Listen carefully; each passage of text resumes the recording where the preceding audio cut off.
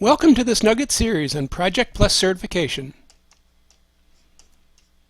Specifically, the PK 0-003 certification, often referred to as the 09 edition, which is the latest edition of Project Plus certification.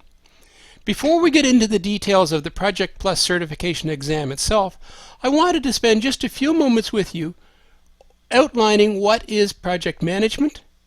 And I'm only going to spend a few minutes because I really expect you all have a solid understanding of what project management is. If you were not well versed in project management, you probably wouldn't be going for the Project Plus certification. But my definition of project management, and that's consistent with the PMBOK, the Project Management Body of Knowledge definition of project management, as well as really the general industry standard definition of what project management is, and I'm sure it's very consistent with yours. Your project is successful if it's on time. If your project was stated that it was going to take 6 months to complete, then completing your project on time means that you've completed your project somewhere in the 5.5 month to, let's say, a 6.5 month range. When we refer to, or at least when I refer to being on time, on budget, on scope, I often refer to as an ish. So when I say the project is on time, original forecast was it was going to take 6 months. If we've successfully delivered the project somewhere in a 5.5 to a 6.5 month window, I consider that to be fairly successful. Similarly for budget. If the project was forecast to be delivered for $50,000 and we've delivered it for $48,000 or even it may be as much as $52,000, again, to me that's well within the bounds of ish and well within the confines of being determined to be a satisfactory, successful budget.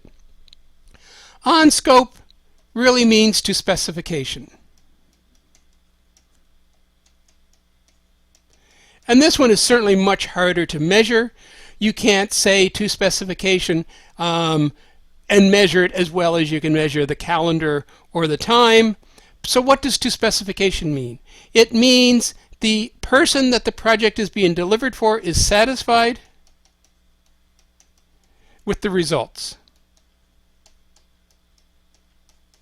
And even sometimes it's hard to measure satisfaction with results versus being on scope, because if the project was determined to deliver A, B, and C functionality on startup, and halfway through the project it was determined that we really don't need B, we need a E functionality, the project is still successfully delivered if we delivered with A, B, and C, but the person getting the project may not be as satisfied because they made an error in the definition of the original scope, thought it was a B, but it turns out it's closer to an E. And we have a thing called scope management or change control to help us work through those changes as we go through. So again, generic definition of what project management is, I'm sure very consistent with your expectations, is it's on time, on budget, to specification, or as I've written down, on scope. So with that definition of project management, let's spend a few more moments and explore what is a project. And my definition of a project is it's temporary, it's undertaken for a specific purpose, it has a defined beginning and end, and it requires resources. This definition of a project is taken from PMI and from the PMBOK guide. The Project Management Institute Project Management Body of Knowledge. PMI, the PMBOK guide, is an international standard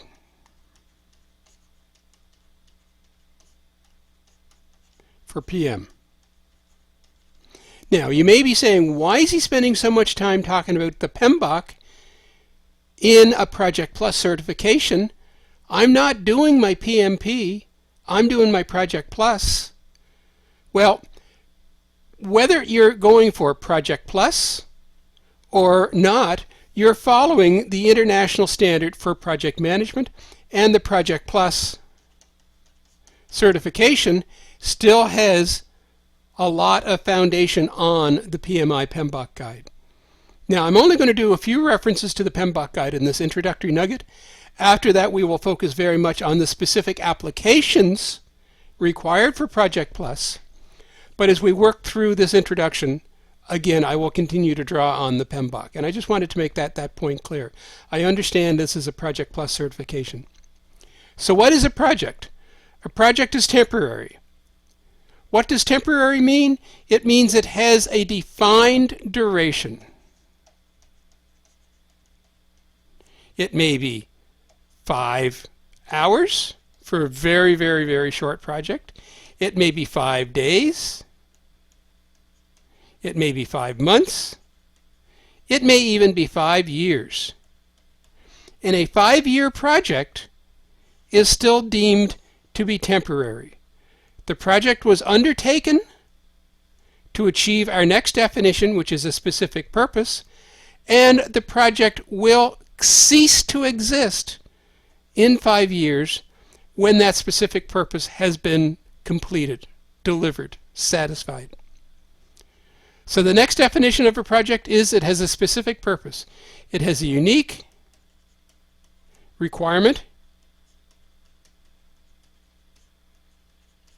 that the project is going to solve, remove, satisfy. Pick the word that you like. Now, when I say it has a unique requirement, that's for the project. If we have a 5-year project, that unique project is going to be large and complex and may have a number of facets to it, but it still has the specific purpose for which it was undertaken. Very consistent with the definition of temporary, a project has a beginning and an end. It has a start date, and it has a published end date. It's our job as a project manager to try to achieve the end date and complete the project as close to the end date as possible. And we discussed that in the introductory already. And we often need to use change management when the scope of the project changes. And again, we will talk about this much more in the future nuggets in this series. But it's important to recognize that as a project manager, we need to strive to achieve that end date and complete our project as close to the end date as possible. And the final definition of a project is it requires resources. It may require human resources. It may require technical resources. It may require physical resources. It may require other types of resources. And you may say, well, that's standard. Everything that happens in business requires people. People require, I'm going to oversimplify here, technology. We need computers. Now, I know there are many jobs that don't need computers, but jobs require computers. Jobs require physical. They need desks. They need telephones. They need et cetera, et cetera. So why is this unique for a project? It's not. But the uniqueness for a project in the resource area is focused on the fact that the project is temporary, has a beginning and end, which means we need to ramp up the resources, the humans, the technology, the physical, and we need to ramp down or be prepared to release our resources back to the organization. Continuing on our overview of what project management is and continuing on using the PMBOK guide as the international standard for project management, we'll explore what the PMBOK guide says is project management. And the PMBOK guide says there are 9 disciplines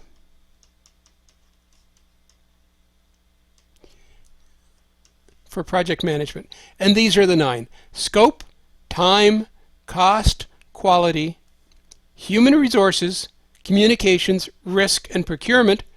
And the 9th is the integration of the 4 of them into a consolidated, concise, day in, day out approach to project management. So let's explore each one of these 9 disciplines in a little more detail. The first 3, scope, time, and cost, we've already discussed in this introductory nugget. Scope is delivering what it is that the sponsor for the project wanted, and only what it is that the project sponsor requested. Doing good scope management is critical to completing our project successfully, and the key facet to that is making sure we do a good definition of what it is that we want, and then during delivery we ensure that we're only delivering the original specifications for the project. Time management is delivering it on schedule, and again I'll throw that ish in there. If the project was undertaken to be completed in 5 months, we deliver it in 5 months.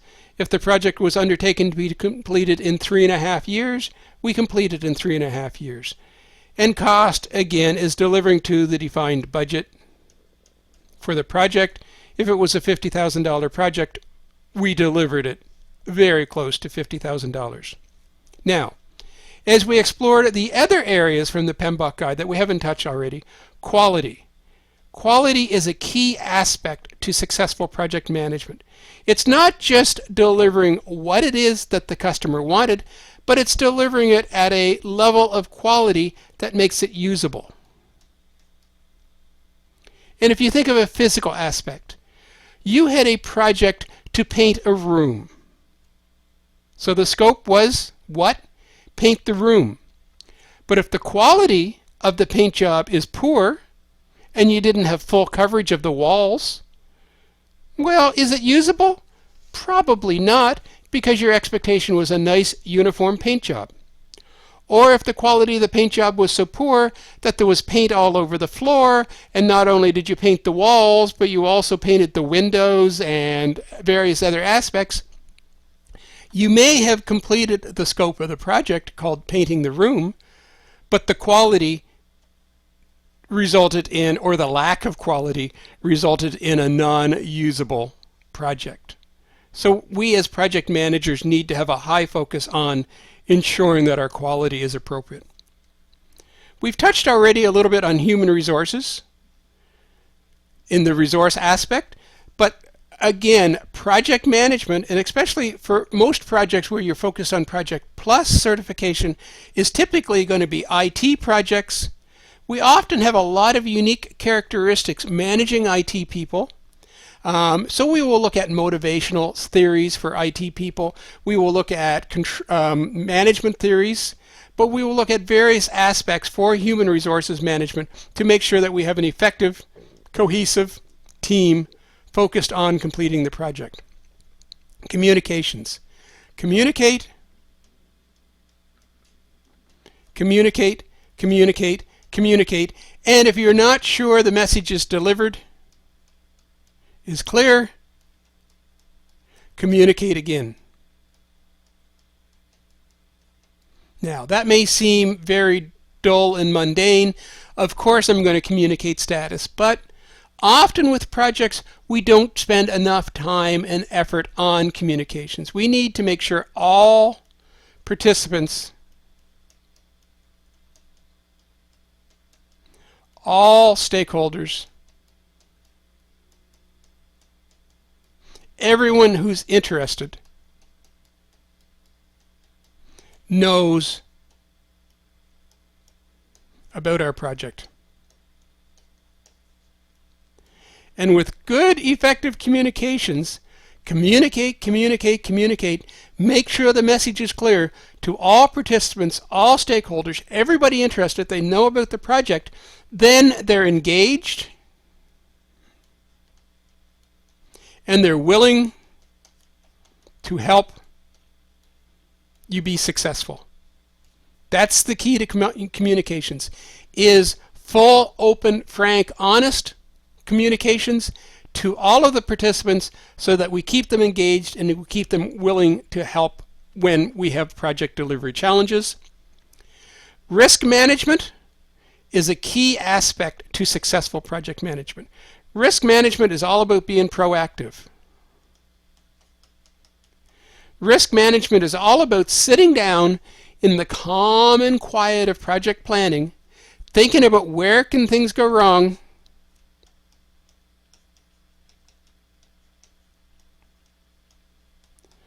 and once you think about where things go wrong, you fix it, you remove it, you change it early. And that's the key to effective risk management, is the proactivity. Dream and worry about where things can go wrong, and then develop strategies to fix, to remove, to change, to eliminate the risks early, not waiting for the bad things to happen on your project. And then procurement, making sure we have the appropriate processes in place to buy the services, the product, the equipment needed for our project. And often procurement, if there's a significant purchasing facet to your project, will be very complex because you need to cross org boundaries, and you need to get the procurement department, you need to get the purchasing department, and you need to involve other typically non-project participants into our project.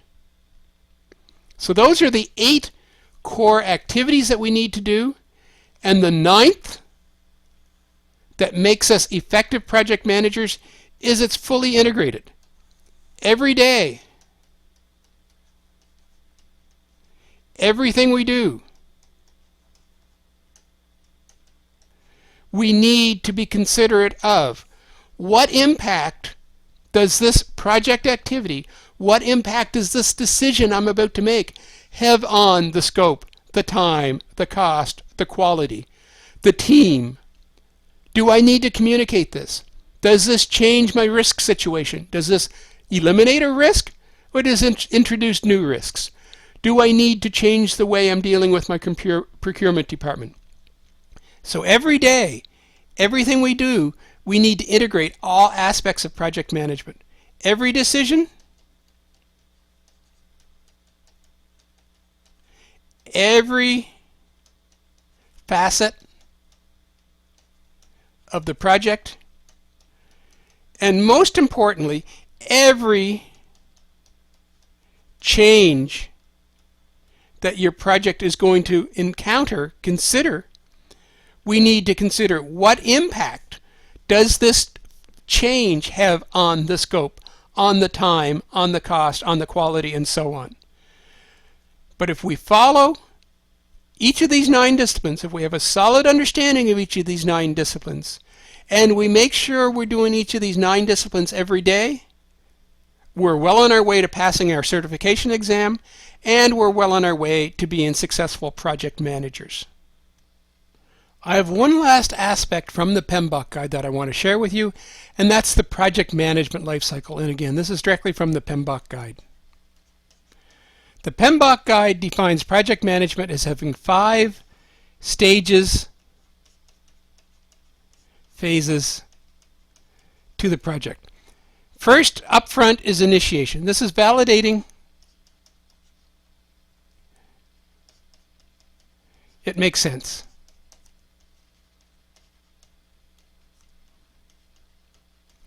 At a 30,000 foot level, are the requirements achievable? And budgetarily, does it make financial sense?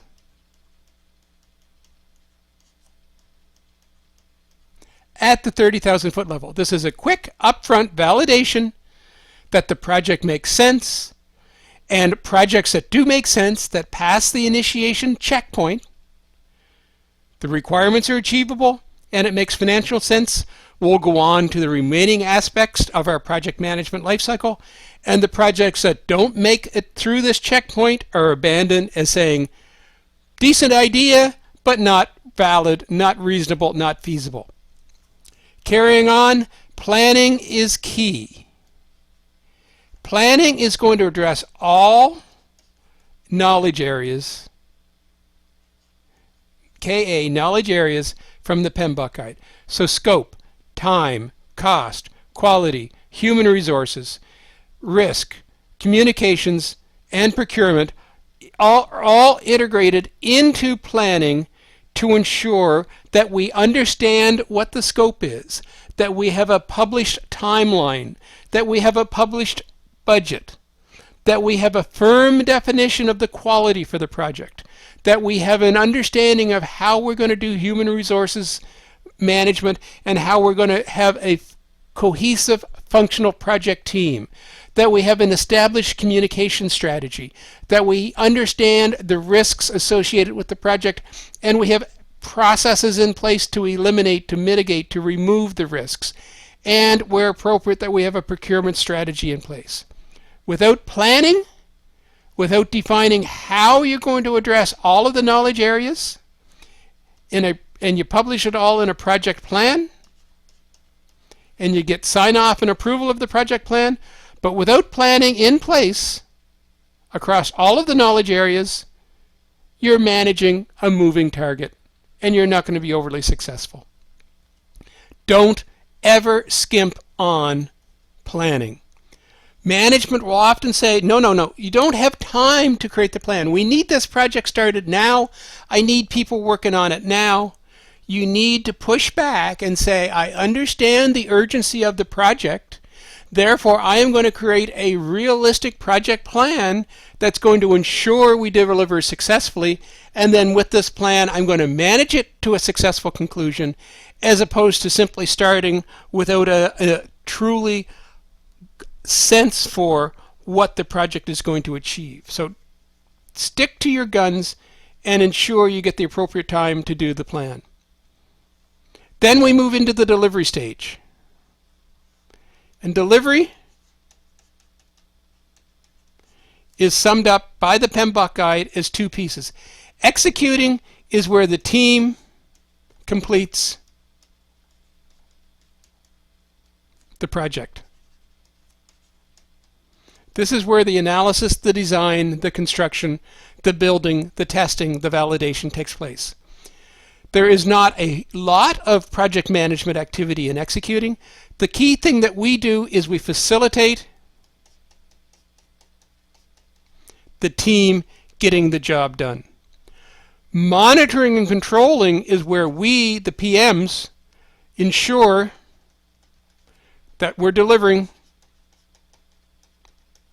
against the plan. If the plan said by week 3 of the project, we should be at step 5. In monitoring and controlling, we validate that at week 3 in the project we are on step 5, which allows us to predict that we're still on schedule. But by week 3, if we're not on task 5, and we're only on task 4, then we're monitoring and controlling and predicting early that we are going to have a time challenge on our project, and then we can begin to take proactive actions to deal with it early, not late. Monitoring and controlling is where we, the PM team, keeps the project on track, and we manage it against the plan. And then finally, closing is where we wrap it up, get acceptance, and most importantly, and often overlooked in project management, is we do a lessons learned. What worked, and ensure that we repeat it. What had challenges, develop strategies to fix. And what failed, we never do again.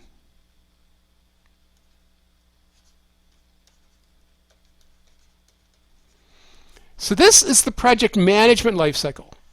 This is what we as project managers will be doing to ensure our project is on schedule, on time, on budget, is successful. As I mentioned, in execution is where the team completes the project delivery, and we'll look at what happens in executing here in 1 second. As I just mentioned, the IT life cycle is what takes place in executing. Here I've defined a generic IT life cycle, but it defines the steps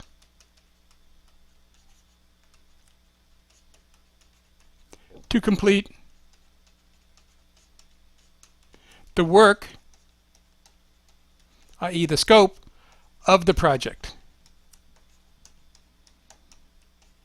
As I said, this is just a very generic IT lifecycle, but in requirements, the IT lifecycle is to identify all of the steps / tasks required to conduct the analysis, to conduct the requirements, to do the workshops, to run the interviews, to document the requirements. The analysis part of the life cycle, again, identifies all of the steps, all of the tasks associated with taking the requirements to the next level of detail. Design identifies all of the tasks associated with doing database design and program design and network design. And development identifies all of the steps and tasks associated with developing the code, unit testing the code, system testing the code, acceptance testing the code. And the same thing for implementation, identifies all of the steps and tasks associated with completing the work for the project. Now, let's take that back again and compare it to our PM lifecycle. PM lifecycle starts with initiating, validating the project makes sense. For those projects that make sense, we then go into planning. And all of this PM work happens before the project lifecycle. There is no project delivery work undertaken while we're still in initiating and planning. We're simply working through our project management lifecycle. Once the plan is approved, we then move into the executing stage where all of this work takes place. And in parallel with that, we have monitoring and controlling, which is where the PM monitors that the project is performing to the plan, that we are on track, that we are on schedule, that our strategy for communications, that our strategy for risk management are taking place. And then finally, once executing and monitoring and closing is done, all of the steps in the project lifecycle itself are completed. We do close where we gain acceptance. We have our party. And let's face it, because we're following a proven project management lifecycle that is built into a proven IT project lifecycle, there's no reason to believe that our project is not going to be a success. So therefore, let's plan the party now. We need both. We need the IT lifecycle, which defines what needs to be done,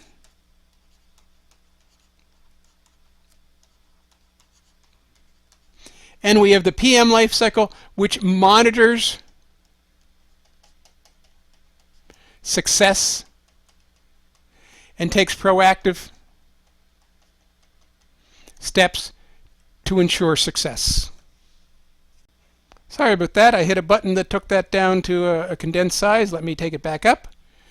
But we need both. We need the project management lifecycle, and we need to follow the proven steps in the project management lifecycle to ensure that we are executing the project appropriately, that we're monitoring and controlling for success. But we also need the IT project lifecycle, which takes place in execution, that defines all of the work required to complete the project. And just to drive home that PM will help make projects more successful, I'm going to refer to the Standish report, or the Standish Group Chaos Report. And again, I have an expectation that most of you probably have some degree of familiarity with the Standish Group Chaos Report, so I'm not going to spend a lot of time on it, nor is it particularly critical to passing your Project Plus certification, but it's just another justification for why PM is important and why completing certification like this Project Plus is important to you in your career. The Standish Report went out and surveyed a large number of IT projects. The Standish Report is focused on IT projects, and when they initially did their report, and this is very old now, I can't remember how many years the Standish Report has been around, but I'm betting it's 20 plus years at this point. When they first examined IT projects, they determined that 30% of all IT projects were a failure. They started, They spent money, and in some instances a lot of money, millions of dollars, and then they failed. They stopped. The money was spent and no results were realized. The money was lost. 30%.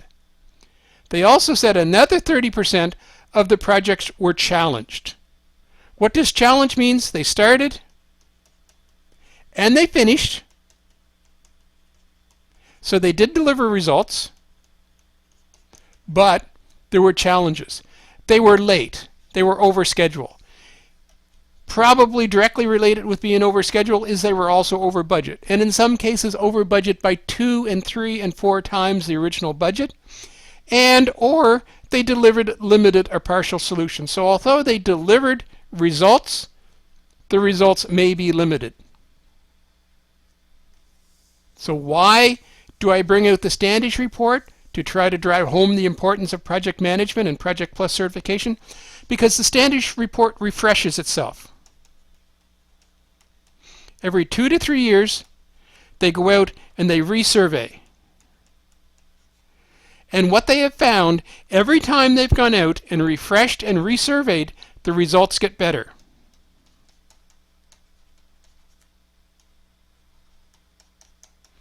So the number of projects in total failure is going down. Not dramatically, but it's going down. The number of projects with project failures is going down, and the number of projects with project success is going up. Consistently. Refresh after refresh after refresh, the Standish Group Chaos Report is getting better results. So after observing the better results, they did their analysis on why. Why are we getting better results? Is it because of new technology? Is it because of better programming languages? Is it because of better software development tools? And largely they said no. Tools, hardware, better technology is not why. The reason we're getting better is better PM. Over the years, IT has recognized that project management is a required discipline, and IT is focused on project management training, and that's why certification courses like this Project Plus exists, is to ensure we're developing better project managers, that our project managers are more qualified, and as a result of being a better qualified PM, getting your Project Plus certification, we will be amongst those that are delivering in the 40 to 50 and hopefully soon to 60% success projects. Good, effective project management does absolutely make a difference with project success. Another aspect that's critical to understand as we become IT project managers and get our Project Plus certification focused on IT is IT projects are special. They are harder, generally speaking, than most other projects. And typically they're harder, they're special for 4 main reasons. Software is much harder to define the requirements. Software is intangible.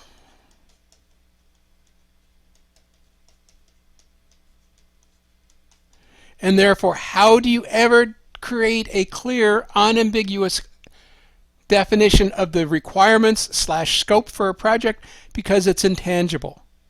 Unlike building a house where there's hundreds and thousands and millions of blueprints, unlike building bridges where there's tens of thousands of models, unlike being able to take pictures of the paint job in a bedroom that you want to mimic, there really is no easy way to define the requirements. We can't build models, although we are beginning to use, and beginning is a oversimplification, we are using prototyping and other advanced software tools to help define the requirements.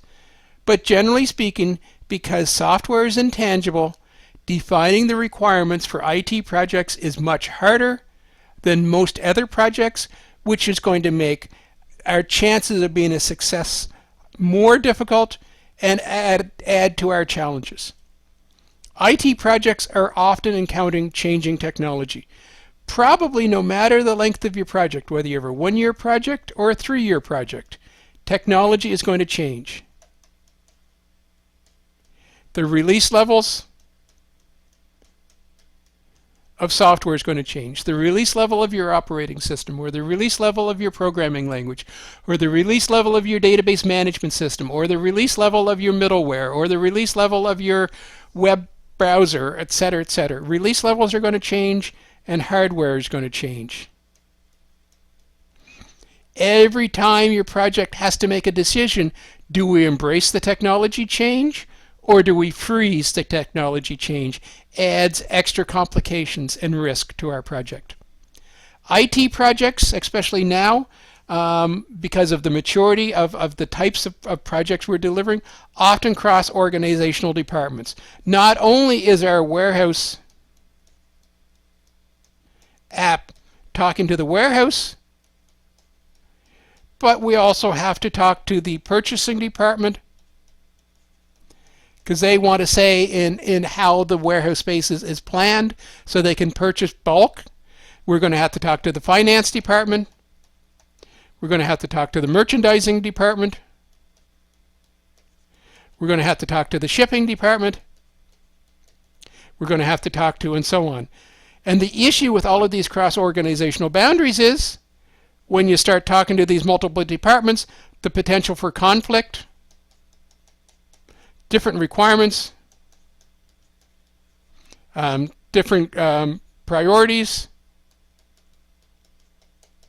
increases, which increases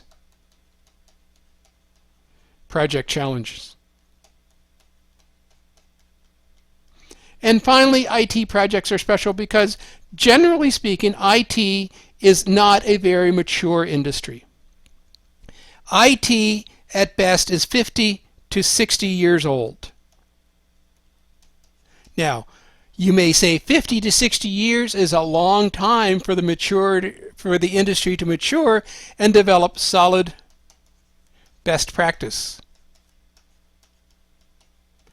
But let's face it, in the grand scheme of things, construction, millions of years. Engineering, some would suggest it's probably also very, very old. It's certainly thousands of years old, and so on. That most of the other areas where projects are undertaken are very old, very mature, and yeah, construction has changed from the cave dwellers, and engineering has changed from the times of the ancient Greeks.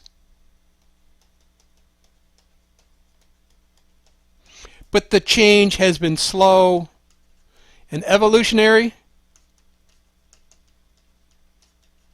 where IT, our change, when it's taken place, is typically revolutionary. And as a result, we still haven't been able to establish. We're getting better. Absolutely, we're getting better. And having certifications like Project Plus is a long ways to developing solid, reliable best practices, but we are still evolving our best practices. So being an IT project manager is hard work. Getting your certification, becoming Project Plus, is showing your boss that you care about project management and you are taking the initiative to go out and prove that you have what it takes to be a successful IT project manager. I hope I haven't painted too gloomy a picture for you that IT projects are doomed to be a failure, because that's not true. IT projects, as proven by Standish, 40% are successes. If you apply PM best practices, as we're going to discuss in this Nugget series, pass your Project Plus certification, proving that you know PM best practices, your projects will be in the 40% success. I also want to share with you just a few more almost tricks of the trade, if you can look at it that way. These are not necessary items that are going to be tested on the Project Plus, but to me these are key to project success as well. Number one is executive support. We need the executive buy-in. We need their commitment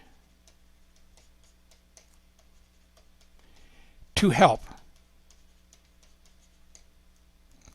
We need senior executives who are bought into the project and who are knowledgeable and willing and committed to help. No matter how many best practices you apply, how consistently and reliably you apply your best practices, you're going to have some project delivery challenges. At least I do. And I think any project manager out there is going to have some project delivery challenges. But if we have the appropriate level of executive support, we have their buy-in and commitment to help. When we have challenges, they're there and they help. They remove problems. Sometimes they add dollars. Sometimes they tell a conflicting manager that they need to toe the line and support the project. But if we have executive support, bought in, willing to help, they're going to do what they can do. And let's face it, executives have a lot of power. They're going to do what they can do to help the project be a success. The next key success factor is a high level of business involvement. We need subject matter experts from the business interfacing with our IT gurus. Our project team members are experienced qualified analysts and experienced qualified designers and experienced qualified developers. Their focus, their specialty is on IT. We need our IT gurus talking to our SMEs who understand marketing, who understand finance, who understand warehousing, who understand the business requirements, and these guys need to talk, I would like to suggest daily, but certainly very frequently, ensuring that our project team, let's get rid of the gurus, let's just call them our project team can get their questions resolved timely and accurately. And finally, well-defined requirements. You're going to say, well, Steve, you're contradicting yourself. Just a moment or two ago, you told me how IT is very hard to define requirements because software is intangible. True. So recognizing that IT requirements are very hard to define, we need to work hard to define the requirements. Do we do prototypes? Do we do models? Do we do workshops? Do we do? But recognizing that IT projects are so challenging, we need to focus our time on making sure our requirements are well defined. And when the requirements can't be well defined, we rely on that high level of business involvement to get our questions answered timely and accurately. And with that, and the successful application of IT best practices, you're definitely on your way for ensuring that all of your projects are in that 40%. And our goal as PMs should be to ensure that all of our projects are in the 100% success factors and leave the 60% of failures to those project managers who aren't as wired into the process as we are. This introductory nugget has been focused on laying the foundation of what is project management. We referred to the PMBOK guide, which is our international standard, and we discussed what a project is. It's temporary. It has a unique purpose. It has a beginning and an end, and it requires resources. We looked at the PM best practices, principles, of scope, time, cost, quality, procurement, communications, human resource, and risk management in an integrated fashion, and the goal of applying the principles to a project is to ensure that we deliver our project on time, on budget, on scope, to specification,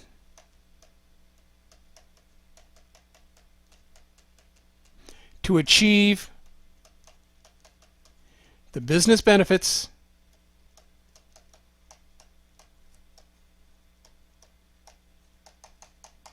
that the project set out to accomplish. That lays the foundation for Project Plus certification. In the following nuggets, we're going to spend more time talking about the details of project management and focused on the application of project management as defined for Project Plus. This concludes our nugget on what is project management. I hope this module has been informative for you, and thank you very much for viewing.